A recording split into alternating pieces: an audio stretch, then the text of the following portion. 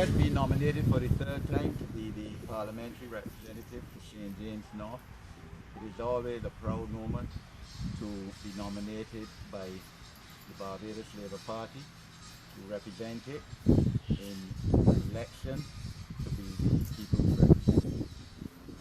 This is now as I said, the third time, and each time has been a special occasion. Of course, this time we took a decision not to have that many of the supporters come because we're extremely conscious of what has been foremost in our minds for the last 22, 23 months, COVID, and to protect your supporters, your people, and keep them available to assist in the campaign and on election day, and of course for their general health purposes.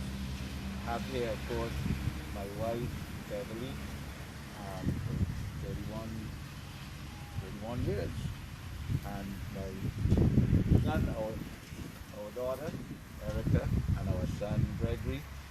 None of the three of them were here on the last occasion because Gregory was graduating from university in Florida, and Beverly and Erica went obviously to support it.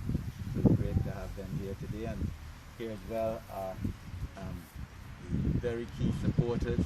Go back with me, each of them long time before I first contested in 2013, and I am indebted to them. I would not be here today without their support and assistance. We're standing as the candidate for the Barbados Labour Party, offering ourselves again to the people, and I would not have been contesting if I wasn't convinced and satisfied that the people of St. James North require and agree and consent to me running again because they still feel that I am the best person to be their parliamentary representative going forward after the 19th of January election. And clearly there must be some record on which they base that on.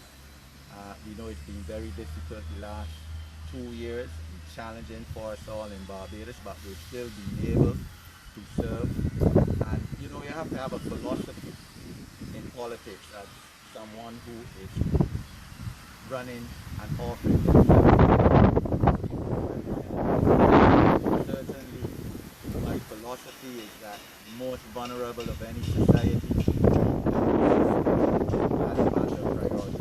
That obviously is older people, our senior citizens who have served us over the years, people with disabilities, young people, to give them hope, and let's face it, single mothers with many children who may be unemployed. And we've done that to the best of our ability. We've offered life and work skills programs still to the youth, those young people between ages 17, 35 to over the years, put them in a position to give them skills for the world of work. We hope to start another program very soon. It was to start in September, and of course the numbers rose, so we couldn't do it. We have continued to support young people in terms of their education, providing them with laptops, doing remedial learning programs, reading programs. Of course, after 2020, we couldn't have the usual summer children's outings and tours that we used to do. Most recently before that, in association with my colleague, candidate for St. Peter, Colin Jordan. But we continued, of course, assisting persons with disabilities in whatever way, and that is key. As we said, mothers with single children, single mothers with children, and older people in many ways. I mean, sometimes, quite frankly, I don't like to speak about the individual help that you give to people. But that is what politics is about, helping people in whatever way you can possibly help them. I think what I regard certainly as one of my major roles is mentoring young people, because I believe we can agree that a lot of young people need guidance in terms of their careers, in terms of their future, and politicians in my position have a duty to guide them and direct them into their choices in careers and career paths. At infrastructural level, of course, we have had, well, before that, at governmental level, of course, we've been part of the trust loan facility funding, which has been key to helping in job creation and development of businesses of persons who are in self-employment, and that is key because the government can't employ everybody. So facilitation of young people especially, and not only young, more established businesses in terms of their job creation through the trust loan facility, because that is one of the areas to which I help creating jobs and employment for persons who own self-employment. And at infrastructural level, of course, we've had the installation of the traffic lights not far from here on the highway at Westmoreland. That was problematic for many, many years. The fact that people have died because there were no traffic lights there previously. We've had renovations and refurbishment to the highway 2A right here. We've had some roads repaired in Mount Stamford, but clearly one of the issues is road repairs and renovations, and if I win the election, that will be one of my priorities, trying to get Prime Minister, Minister of Finance and Public Works Minister to understand that we need some road repairs in our constituency. So on one issue is something that we will pursue. One of the last acts of Parliament was to lay in Parliament legislation that will areas where as well in where people are hindered in putting up in one toilet water facilities because of the one issue, and legislation has been laid to rationalise that problem, which affects not only Scotland but other areas well. We've had up to the park Western installed to the joy of the residents there. And personally, of course, as you know, I'm an attorney at law and providing representation for persons successfully, if I may say, in their issues. Because, as I said, it is about connecting with people, showing that you care about them, their interests and their future, that of their family. And, we look forward to having that opportunity to continue that.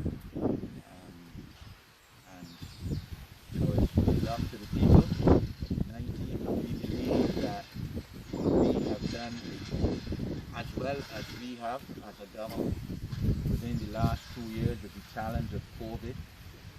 It just has happened, and it's God's will that COVID has intervened when we were ready to take off what we would be gathering 2020 and other programs we had in place. But we have certainly, as a government, eliminated the issue of storage on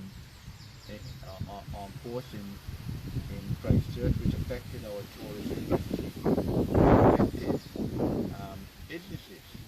They've eliminated. This issue, this election will not be fought on the issue of garbage collection, which was a serious problem, especially in this constituency last election, with the the acquisition of not only garbage trucks but new things to every domestic and household in Barbados. This issue, there's no longer an issue of public transportation and buses with the acquisition of 35 or more buses by the government of Barbados.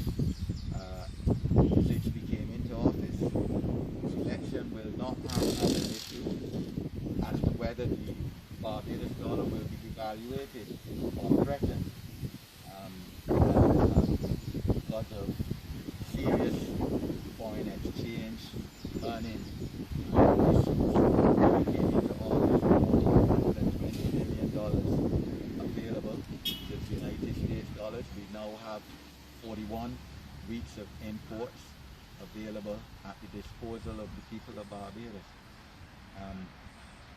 We are much better prepared than we were 4 years ago for hurricanes and for seriously adverse weather conditions.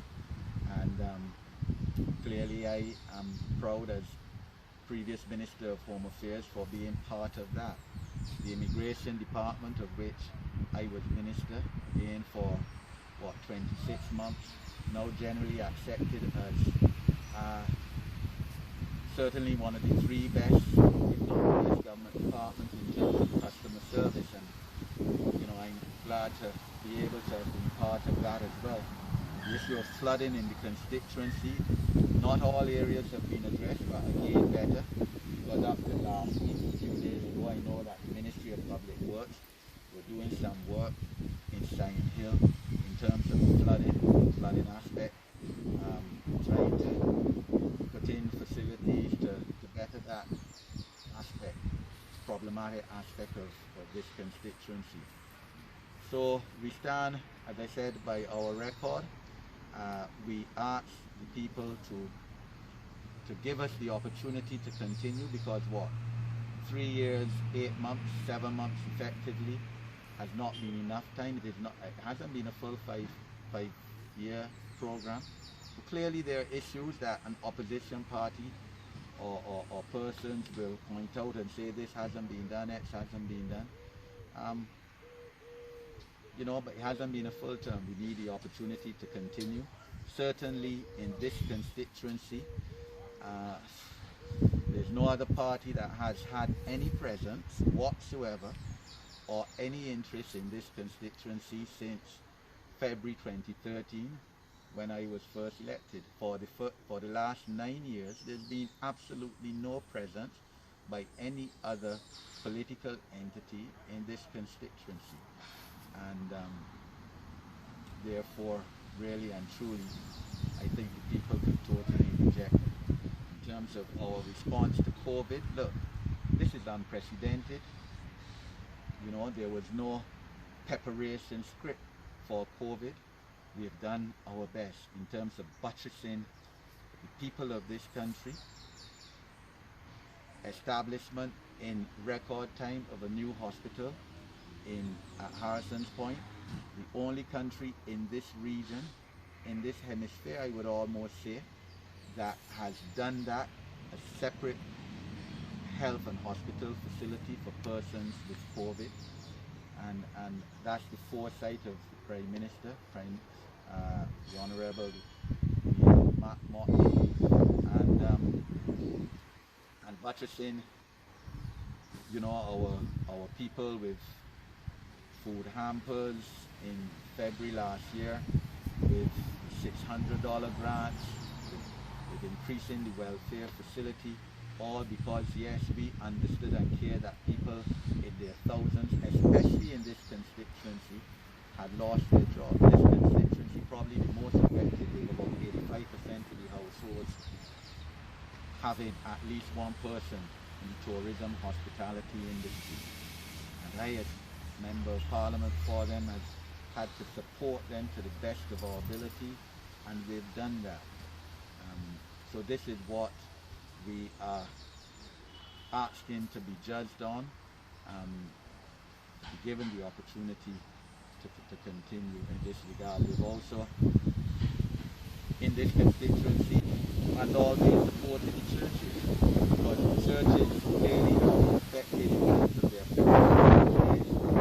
They're not being able to have the congregation capacity and mass that they have. They supported them as we do every year. Supporting organizations before COVID came along and they had ticket, etc. We continue to patronize the schools. Here, of course, at Barbados Primary School. Even during COVID, even though they didn't have formal graduations, we continue to support their graduations.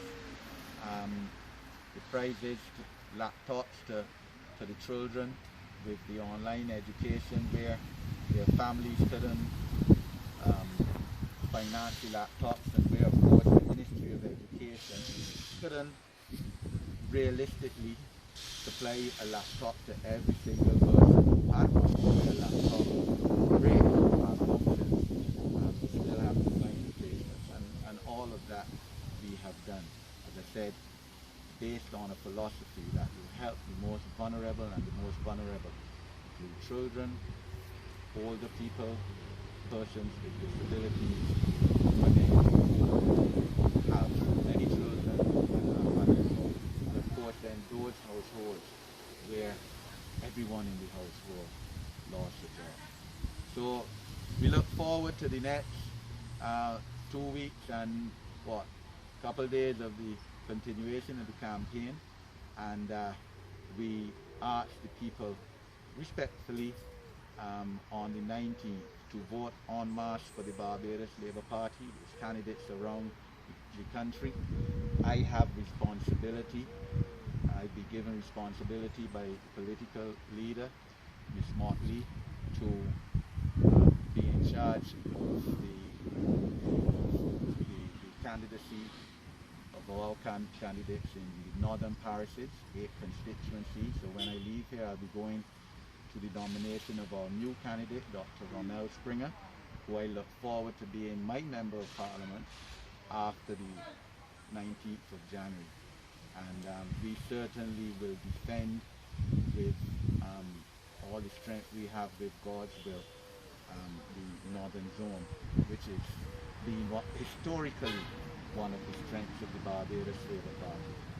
I thank you.